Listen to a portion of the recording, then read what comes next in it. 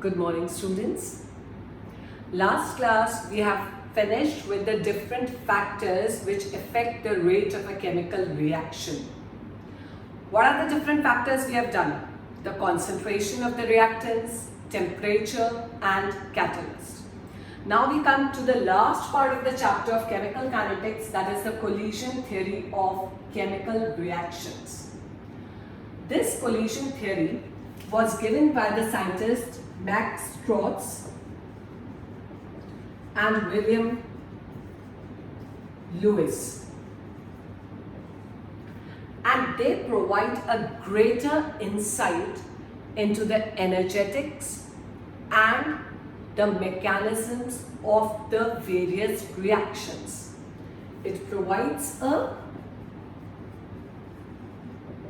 greater insight into the energetics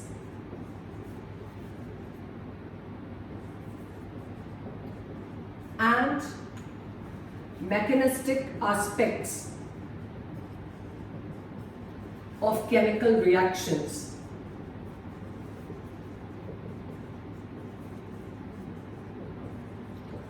This theory considers the reactant molecules or atoms to be hard spheres, and in order for the reaction to occur, these reactant molecules or atoms which are considered as hard spheres must collide with each other. So what is the main assumption of the collision theory? It considers that reactant atoms or molecules are hard spheres,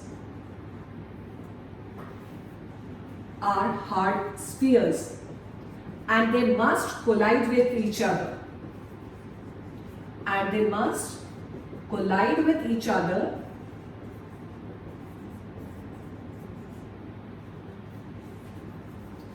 to form the product. So just you can imagine, they are just like balls, and the reactant molecules are hard balls, and they must collide with each other in order to form the product. The number of collisions which take place per second per cubic centimeter of the reaction mixture is called collision frequency.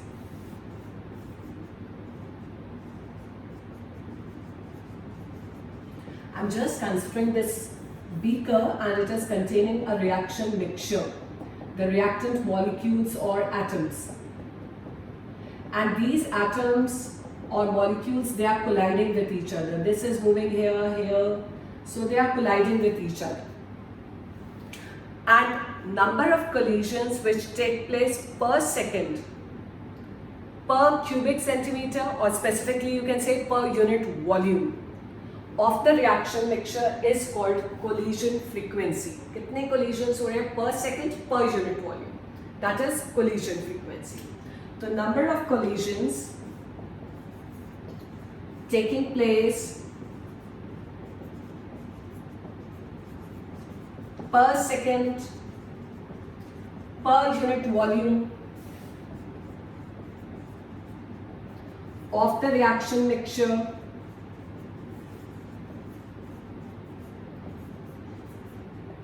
is called collision frequency.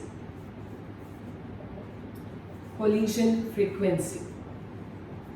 For example, if I consider a biomolecular reaction, A plus B forms the products. A and B are the reactants, and these reactants are colliding with each other. So I can represent the collision frequency by ZAB. The collision frequency as ZAB. So that means the number of collisions which are taking place per second per unit volume of this reaction mixture is called collision frequency, represented by ZAB. Now this collision theory, according to this theory, it considers that all the collisions that are taking place, it is not necessary that all of them result in the formation of a product. It may happen that the reactant molecules collide with each other and without forming the product, they bounce back.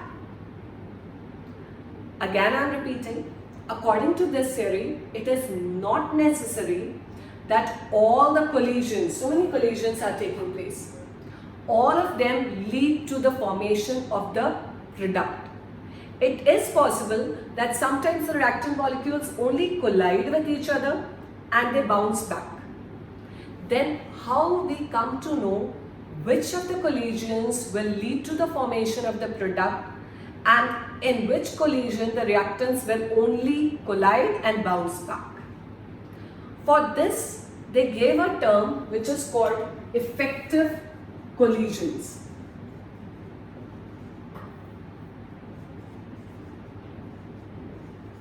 Again, I am repeating, it is not necessary that all collisions result in formation of product. Result in formation of product.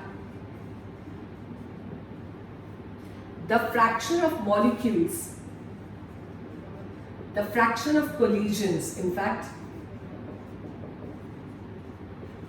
that result in formation of products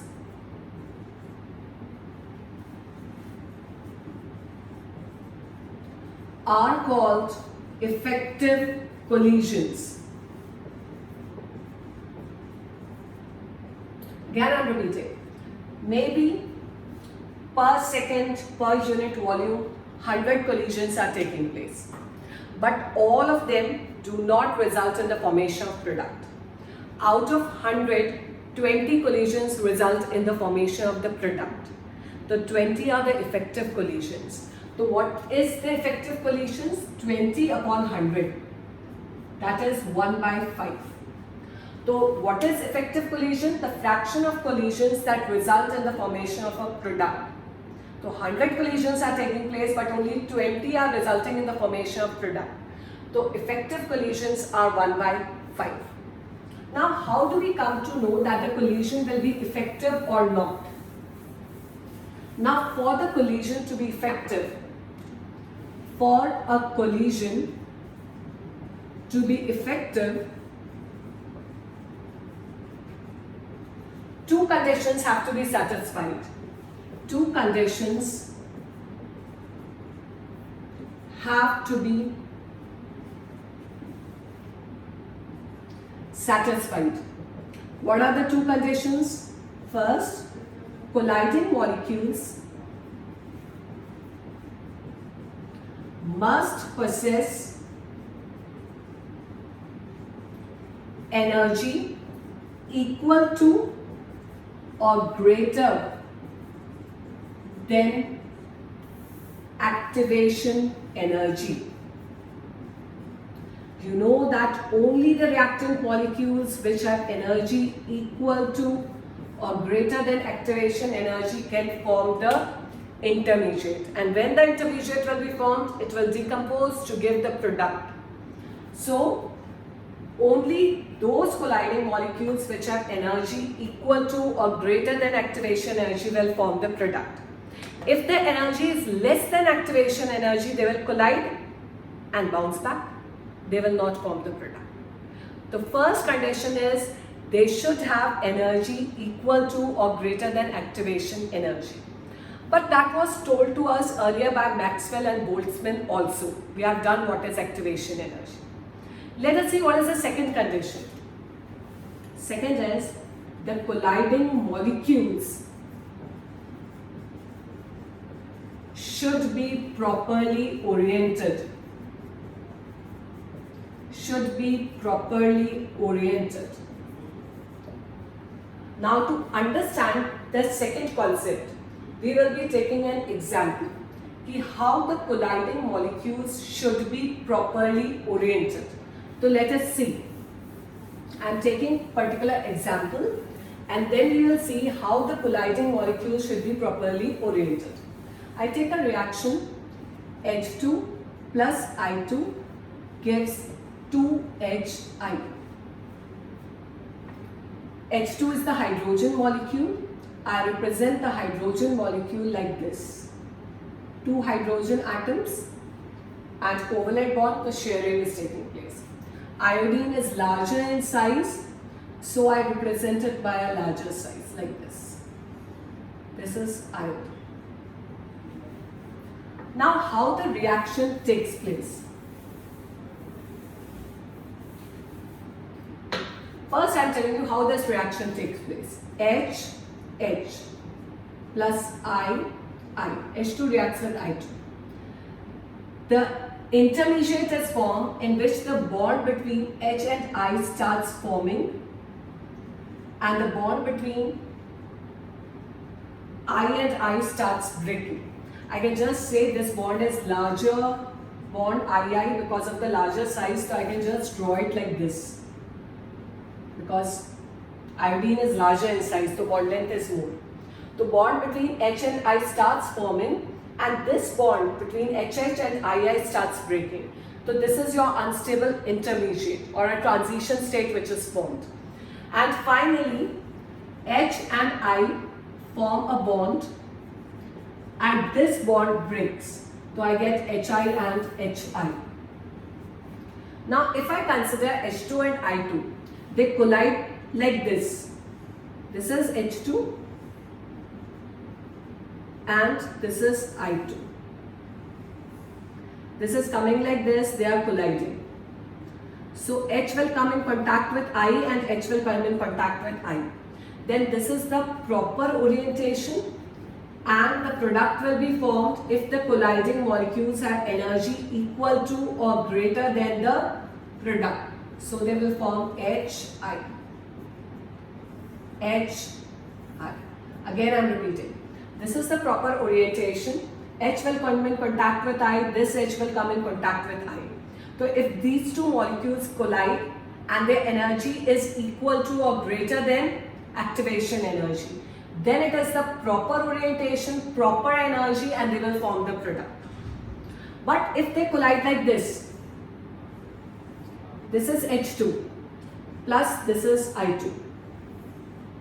This is coming this side, this is coming this side. So this H will come in contact with I, but they are far away. So this is not the proper orientation, it is improper orientation. So even if they have energy equal to or greater than EA, then also they will collide and bounce back because they do not have a proper orientation. And no product will be formed. No product, although they may have energy equal to or greater than activation energy. One more we can consider. This is H2 and this is I2. They are coming this way, like this. So when they collide, this is again an improper orientation. Improper orientation, so they will not form a product, no product. Even if their energy equal to or greater than EA. So both the things are essential. These two should have proper orientation and should have energy equal to or greater than EA. Then only they will collide and form the product. Energy is greater than EA. So they are colliding and the product is formed. Product formed. So collision theory combined the two concepts.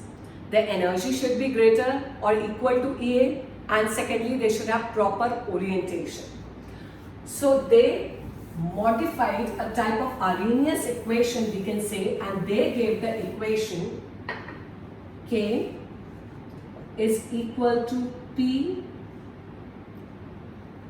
Z AB e to the power minus EA by I. This is the equation given by collision theory, where P is the probability factor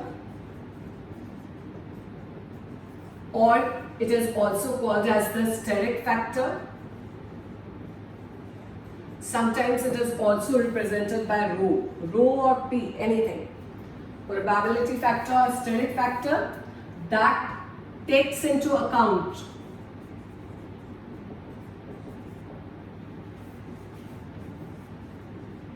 the proper orientation of colliding molecules.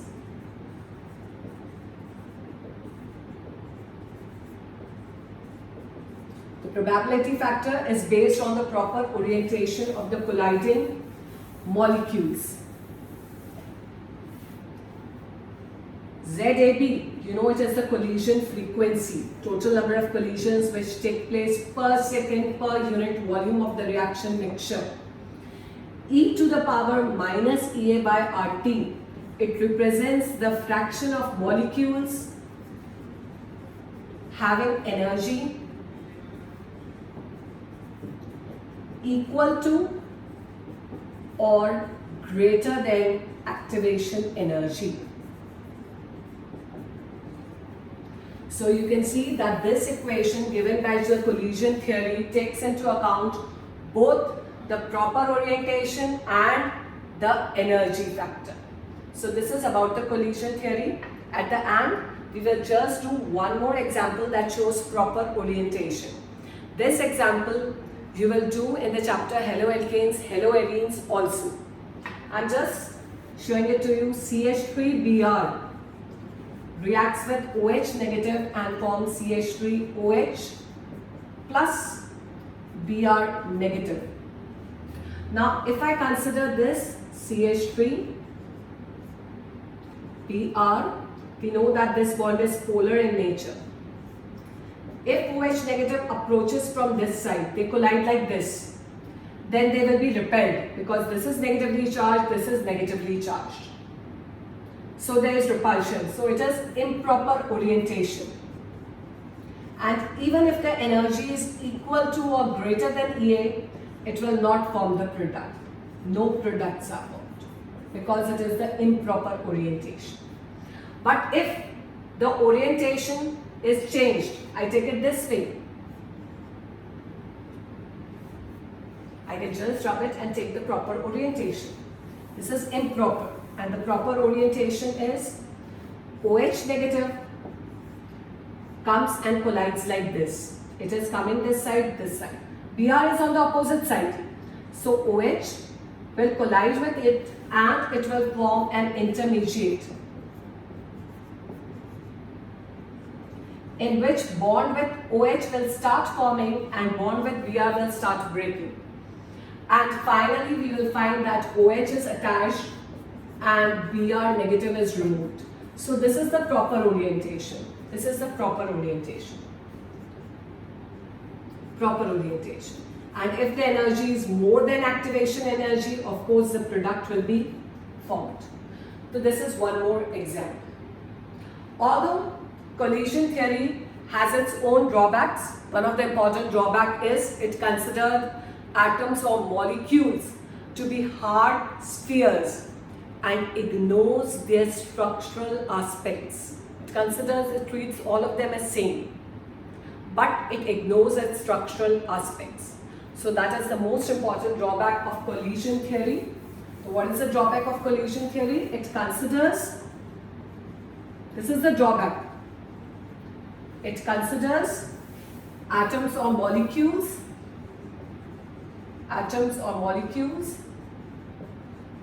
to be hard spheres and ignore their structural aspects.